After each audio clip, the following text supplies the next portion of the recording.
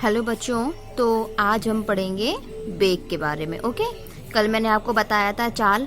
तो चाल क्या होती है? चाल से हमें पता चलता है कि कोई वस्तु कितनी धीमी चल रही है, कितनी तेज। ओके, और बेग से क्या होता है? कोई वस्तु चल तो रही है बट किस दिशा में वो जा रही है, इससे हमें यह पता चलता है। ओके, तो बेग को हम क्या बोल सकते हैं? यह किसी दी गई दिशा में वस्तु की चाल है। ठीक है, दिशा पे डिपेंड करती है, ये दिशा बताती है।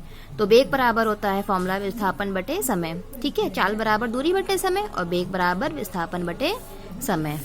ओके, और बेग एक सदिश राशि होती है। ठीक है, और सदिश राशि आप लोगों को पता है क्या होती है।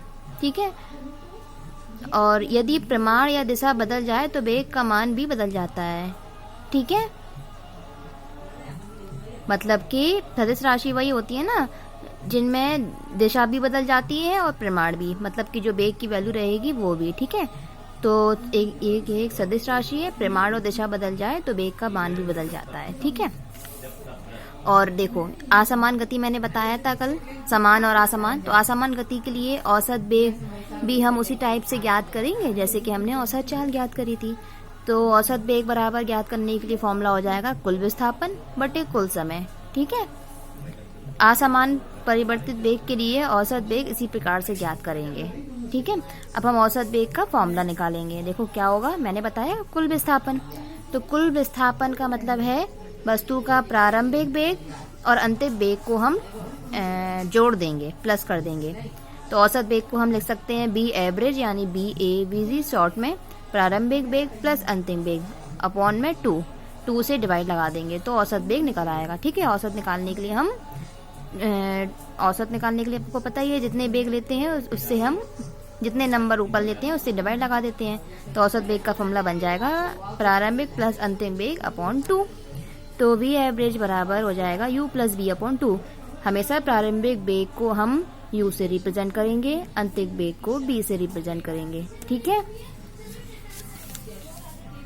और इसकी SI यूनिट मतलब SI मात्रक इसका क्या होता है? मीटर पर सेकेंड। ठीक है, विस्थापन का मीटर होगा और समय का सेकंड, और बेग बराबर विस्थापन बटे समय होता है। ठीक है, यही फॉर्मूला है। तो मीटर पर सेकंड हो गया मात्रक। और ये देखो जो बेग है वो बेग की वैल्यू धनात्मक भी हो सकती है, ऋणात्मक भी हो सकती है और शून्य भी हो सकती है। ठीक है, अच्छा अब हमें पढ़ना है त्वरण। त्वरण क्या होता है? ये असमान गति के लिए त्वरण होता है, असमान गति में होता है मोस्टली। ठीक है, वस्तु में जब असमान गति करती है तब त्वरण होता है वस्तु में। तो त्वरण को कैसे हम डिफाइन कर सकते हैं? बेग में परिवर्तन की दर को हम त्वरण कहते हैं। ठीक है, मतलब समय के साथ बेग परिवर्तन की दर से हम इसको परिभाषित करते हैं। अच्छा, सिंपल फॉर्मूला देखो, बेग में परिवर्तन बटे समय, मतलब हम सिंपल बोल सकते हैं बेग में परिवर्तन की दर को हम त्वरण कहते हैं। बेग में परिवर्तन की दर को त्वरण कहा जाता है। ठीक है, तो त्वरण को A से रिप्रेजेंट करेंगे। और बेग में परिवर्तन कैसे निकालते हैं हम?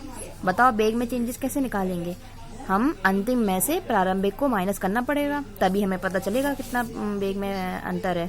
तो हमने अंतिम में से प्रारंभिक को माइनस कर दिया, तो बेग में परिवर्तन को हम इस टाइप से लिख सकते हैं, समय की जगह T लिख लेंगे। ठीक है, तो B और U पता ही है, अंतिम बेग और प्रारंभिक बेग है।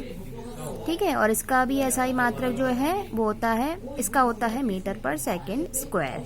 ठीक है, ये डिफरेंस है, वेलोसिटी का मीटर पर सेकेंड और एक्सीलरेशन का मीटर पर सेकेंड स्क्वायर। ठीक है, अब इस फॉर्मूले में देखेंगे।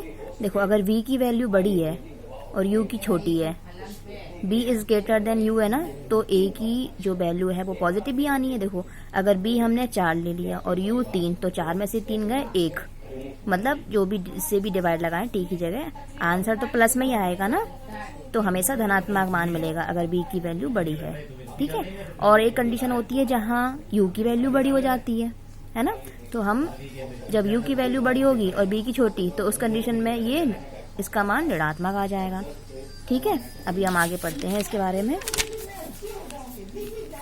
मंदन, देखो मंदन क्या होता है? जो त्वरण की वैल्यू अगर नेगेटिव आ जाए तो उसे हम मंदन कहते हैं। देखो उसकी परिभाषा, समय के साथ बेग में कमी के दौरान असमान गति में मंदन देखा या पाया जाता है। बेग में कमी मतलब क्या होगी, जब मान जो है माइनस में आ जाएगा, ऋणात्मक आ जाएगा, ठीक है। तो हमें ऋणात्मक मान प्राप्त होगा, यानी बेग में कमी हो जाएगी, तो उसे हम बोलेंगे, बेग में कमी हो जाएगी तो त्वरण का मान भी कम हो जाएगा, तो उसे हम बोलते हैं मंदन। अच्छा, सिंपल है, A dash is equal to formula वही होगा same, B minus U upon T, बस एक डिफरेंस है, त्वरण और मंदन में एक डिफरेंस है।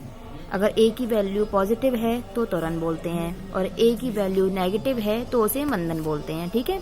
यानी कि ऋणात्मक त्वरण को मंदन भी कहा जाता है। और ऋणात्मक त्वरण कब मिलेगा, जब आपकी u की वैल्यू ज्यादा होगी, b की छोटी होगी। मतलब कि ये हमने 3 ले लिया, ये 4 ले लिया, 3 में से 4 गया, कितना बचेगा, -1 बचेगा ना, इसलिए माइनस में आंसर आएगा। तो इस कंडीशन में ये हमारा होगा नेगेटिव, मतलब कि इसे बोलते हैं मंदन। अच्छा, अब हमें पढ़ना है ग्राफिकल रिप्रेजेंटेशन पढ़ेंगे अब हम, ठीक है, इन समीकरणों के ग्राफिकल रिप्रेजेंटेशन, ठीक है। बहुत सारे ग्राफ्स हैं, वो हमें पढ़ना है।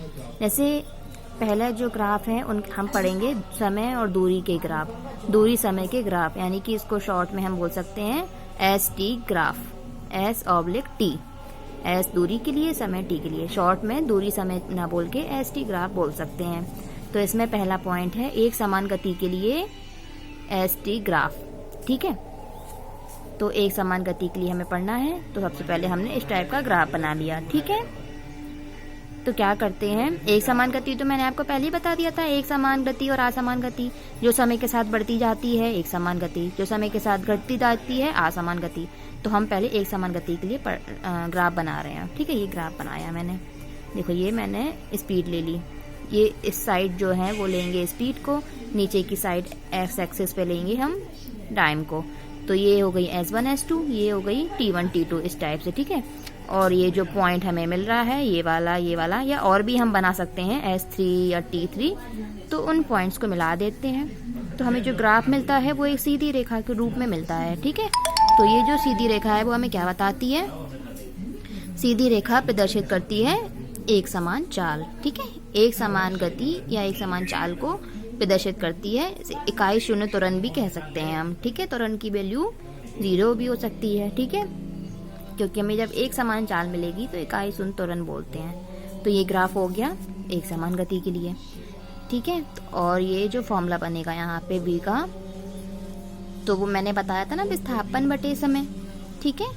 तो विस्थापन के लिए v2 माइनस v1 लिया था ना मैंने, यहाँ पे तो b और u नहीं है, यहाँ पे S1 S2 है, तो ले लेंगे S2 माइनस S1, और समय 2 है तो T2 माइनस T1, अंतिम में से प्रारंभिक, ठीक है।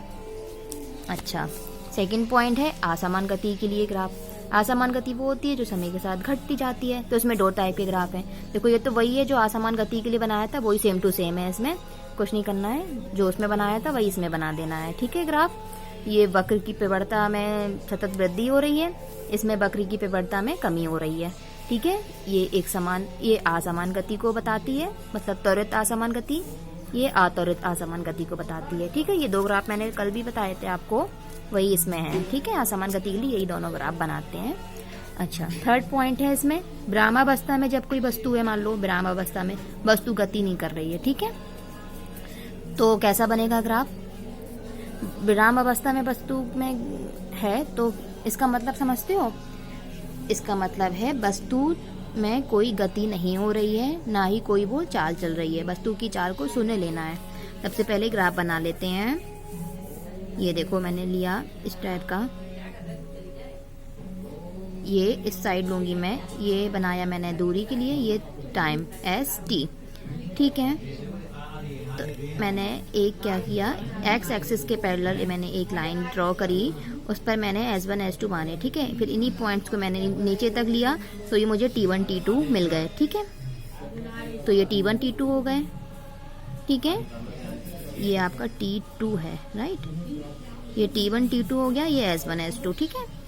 तो मैंने जब V निकाला तो फिर फॉर्मूला वही होगा, S2 minus S1 upon T2 minus T1, और मैंने बताया वस्तु विराम में है तो S2 माइनस S1 की वैल्यू मैं लूंगी 0, ठीक है।